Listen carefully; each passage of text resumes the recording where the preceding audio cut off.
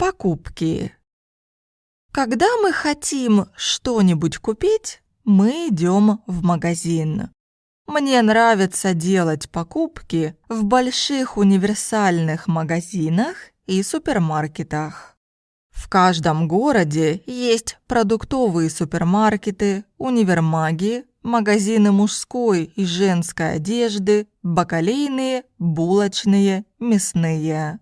Под одной крышей продаются разные товары, что очень удобно.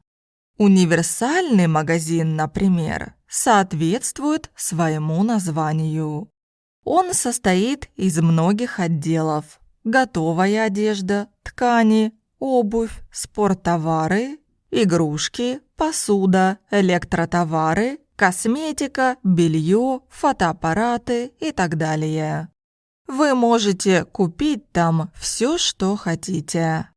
В больших универмагах есть эскалаторы, которые доставляют посетителей на разные этажи.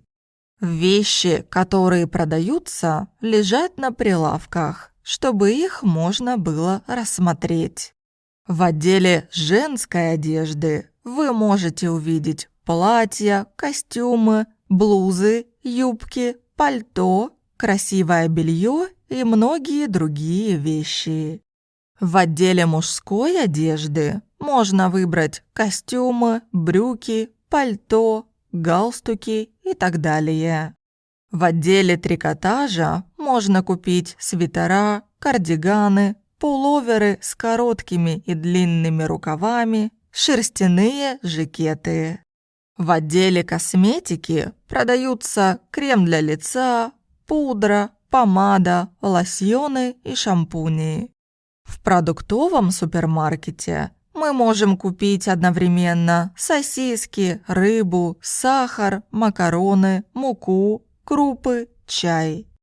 В мясном магазине есть большой выбор мяса и птицы. В булочной мы покупаем черный и белый хлеб, булочки, печенье. Мы часто ходим еще в один магазин – овощной. Здесь есть капуста, картофель, лук, огурцы, морковь, свекла, зеленый горошек и многое другое.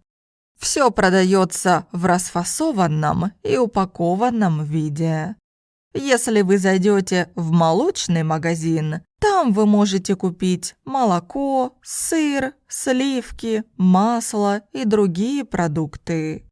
Есть магазины самообслуживания, где покупатель ходит от прилавка к прилавку, выбирает и кладет в корзину то, что он хочет купить.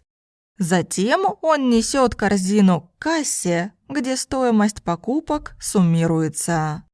Если же в магазине нет самообслуживания, как в большинстве маленьких магазинов, то продавец помогает покупателю подобрать то, что он хочет.